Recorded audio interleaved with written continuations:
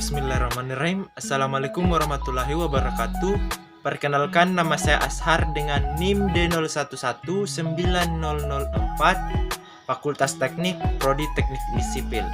Nah, di sini saya akan menjelaskan tentang presentasi yang kami buat yang berjudul Analisis Daya Dukung Tiang Bor berdasarkan Standar Penetrasi Tes atau biasa disebut SPT dan hasil Rexen File. Nah, adapun latar belakang masalah. Pondasi adalah bagian dari suatu sistem rekayasa yang meneruskan beban yang dipotong oleh pondasi dan beratnya sendiri kepada dan ke dalam tanah dan batuan yang terletak di bawahnya. Pondasi juga merupakan sebagai bagian dari suatu struktur yang mengalami kontak langsung dengan lapisan tanah. Ada beberapa jenis pondasi yang digunakan untuk struktur bangunan seperti contohnya salah satunya adalah pondasi board file. Salah satu bagian penting dalam sebuah perencanaan pondasi bergantung terhadap besarnya beban-beban yang bekerja pada pondasi tiang bor dan kapasitas daya dukung tanahnya. Sebab, apabila pondasi direncanakan tidak mampu menerima beban total bangunan dan tanahnya tidak dapat memikul pondasi, maka akan terjadi suatu penurunan lapisan tanah yang besar serta mengakibatkan keruntuhan struktur bagian atas bangunan atau biasa disebut upstruktur. Maka diadakan tes uji pembebanan pada bangunan Hotel Santika yang telah direncanakan pada awalnya dengan menggunakan pondasi tiang panjang. Maka dari itu diambil suatu keputusan dengan menggunakan pondasi tiang bor atau board file. Adapun rumusan masalah. Berdasarkan permasalahan di atas, maka dapat dirumuskan permasalahan sebagai berikut. Poin pertama, berapa daya dukung pondasi bor file berdasarkan hasil uji standar penetrasi? Poin kedua, bagaimana perbandingan hasil uji standar penetrasi dan hasil daya dukung berdasarkan Rexen File? Tujuan penelitian. Nah, adapun tujuan penelitian ini adalah melakukan evaluasi daya dukung terhadap pondasi, khususnya tiang bor tunggal. Konsep penerapan fungsi disiplin ilmu teknik sipil di lapangan dilakukan dengan tujuan pertama, mengetahui nilai daya dukung di lokasi penelitian berdasarkan analisis menggunakan metode Meyerhof dan metode Rest and O'Neil. Poin kedua, membandingkan nilai daya dukung berdasarkan standar penetrasi tes dan Rexen File. Poin ketiga, mengetahui hasil kapasitas penurunan tiang berdasarkan static loading test di lapangan menggunakan Rexen File. Batasan penelitian. Nah, dalam penelitian ini, penulisan membatasi masalah atau ruang lingkup penulisan pada hal-hal yang mengenai metode perhitungan yang dipakai dalam analisis kapasitas daya dukung pada pondasi bor file, yaitu A. Analisis kapasitas daya dukung secara rumus statis dihitung dengan menggunakan metode Meyerhof dan metode Rest and O'Neil. B. Penulisan tidak membahas perencanaan desain pondasi dalam penulisan proposal skripsi. C. Hanya ditinjau buat tiang bor file tunggal. D. Hanya ditinjau untuk bor file tegak lurus. E. Tidak meninjau akibat horizontal terhadap bor file tunggal. F. Hanya ditinjau untuk beban aksial atau vertikal terhadap pondasi bor file. G. Lokasi penelitian yang ditinjau pondasi bor file khususnya pada bangunan Hotel Santika Sukabumi, Jalan Bayangkara yang berada di Kecamatan Guyung Puyuh Sukabumi yang di bawah pengawasan PT Darrea. Nah, adapun tinjau pustaka. Pertama, pondasi bor file. Nah, Pondasi borfail merupakan pondasi tiang yang pemasangan pondasi borfail ke dalam tanah dilakukan dengan cara mengebor tanah terlebih dahulu, yang kemudian diisi tulangan yang telah dirangkai dan dicor beton. Apabila tanah mengandung air, maka dibutuhkan pipa besi atau yang bisa disebut dengan temporary casing untuk menahan dinding lubang agar tidak terjadi kelongsoran. Dan pipa ini akan dikeluarkan pada waktu pengecoran beton. Nah, di sini kita dapat melihat gambar langkah-langkah pondasi borfail. Kedua, penyelidikan lapangan dengan uji standar penetrasi atau SPT. Pada dasarnya, kegiatan penyelidikan tanah di lapangan merupakan salah satu cara untuk mendapatkan nilai N, di mana nilai N ini untuk menentukan daya dukung dalam perhitungan tiang borfail, sehingga dapat ditentukan apakah dengan hasil daya dukung ini bisa menambahkan beban yang ada di atasnya atau tidak. Tersebut bisa dalam keadaan terganggu atau disturb maupun tak terganggu undisturb.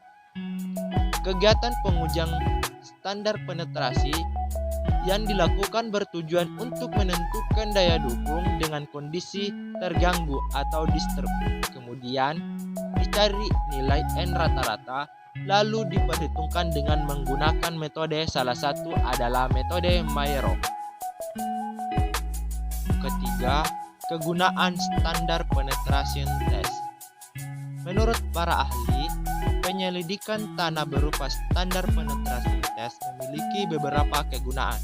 Kegunaan percobaan SPT antara lain: pertama, menentukan kedalaman dan tebal masing-masing lapisan tanah tersebut. Kedua, alat dan cara operasinya relatif sederhana.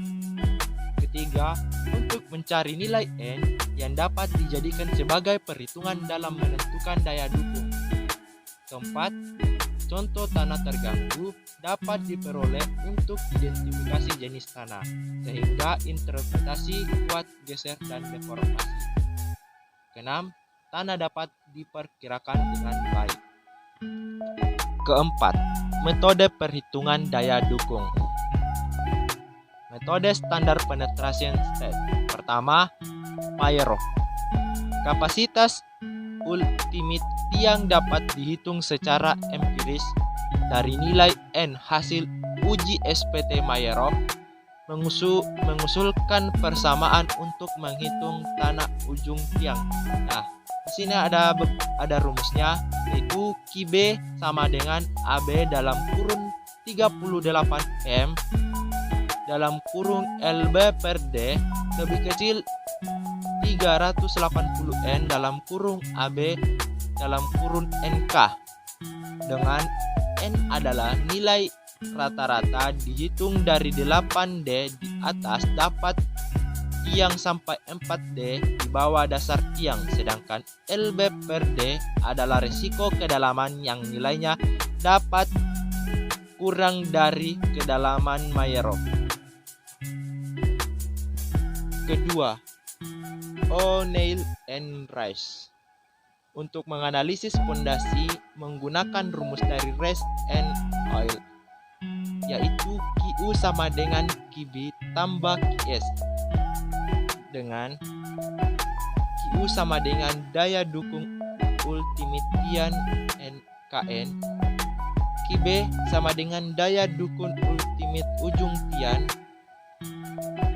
S daya dukung ultimate selimut tiang. B. Metode Rexenfeld. Metode SIN-FK.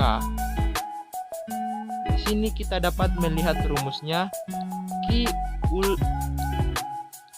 sama dengan 1/C1, di mana S sama dengan sentimen, Q sama dengan penambahan beban, C1 sama dengan kemiringan garis lurus. Nah, di sampingnya ada gambar grafik hubungan beban dengan penurunan menurut metode SIN. 2. Metode Mansour-Kiewicz. Prosedur untuk menentukan beban ultimate menggunakan metode Mazurki's adalah sebagai berikut. Pertama, plot kurva beban penurunan. Kedua, pemilihan jumlah penurunan dan gambarkan garis vertikal yang memotong kurva. Kemudian gambar garis horizontal dari titik perpotongan ini dapat kurva sampai memotong sumbu beban. Ketiga, dari perpotongan masing-masing kurva, gambar garis 45 derajat sampai memotong garis selanjutnya. D. Pemotongan ini jatuh kira-kira pada garis lurus. Kelima, titik yang didapat oleh pemotongan dan perpanjangan garis ini dapat sumbu vertikal atau beban adalah beban ultimate. Nah, di sampingnya ada gambar interpretasi uji pembebanan metode Mazurki's.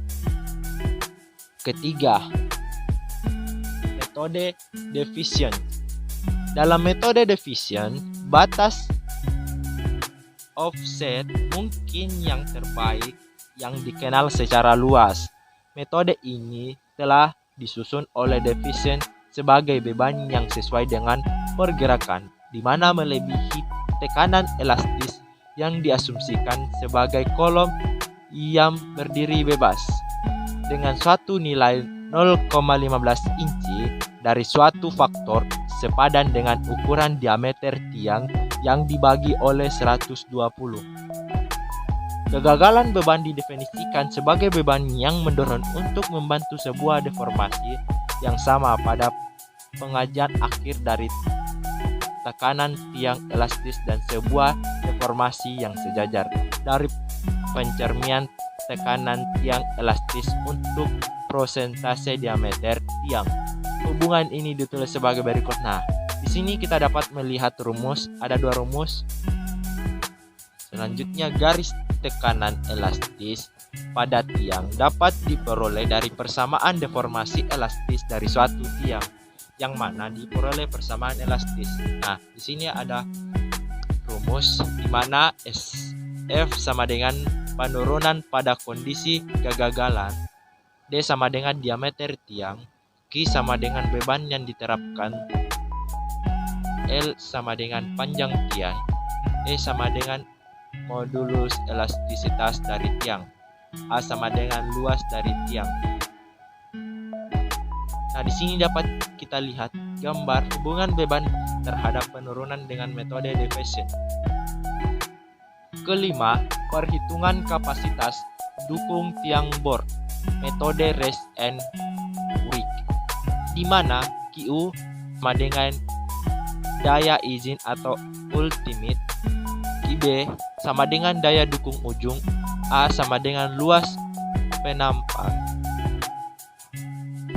1 TSF sama dengan 1,08 kg per cm pangkat 2. QU sama dengan QB tambah QS kurang WP. Nah, di sini kita dapat melihat dua rumus. Selanjutnya, metode penelitian. Nah, di sini ada struktur metode penelitian. Selanjutnya, pembahasan. Nah, di pembahasan ini ada dua tabel. Tabel pertama, tabel kapasitas dukung tiang bor BP 108 kurang metode SPT. Sedangkan tabel kedua, tabel kapasitas dukung tiang bor BP 108 metode reaction file. Nah, kesimpulannya adalah kapasitas daya dukung ijik tiang bor file tunggal BP nomor 108 berdasarkan standar penetration test atau SPT kolerasi kedalaman NSPT sehingga memenuhi persyaratan keamanan tiang fondasi dengan QA lebih besar dari QRN, yakni sebesar 135,43 ton atau fondasi aman. Sedangkan perhitungan dengan menggunakan metode RES dengan murid 136 ton di Jalan Bayangkara nomor 28 003/001 Kelurahan Sriwidari, Kecamatan Gunung Puyuh, Sukabumi, aman dengan menggunakan perhitungan metode Maerop. Hasil perhitungan kapasitas dukung tiang bor dari uji standar penetrasi tes tanah dan interpretasi Rexen file telah memenuhi persyaratan keamanan fondasi dengan beban rencana tiang 120 ton. Nah, itulah tadi persentase dari PPT yang kami buat. Sekian, Assalamualaikum warahmatullahi wabarakatuh.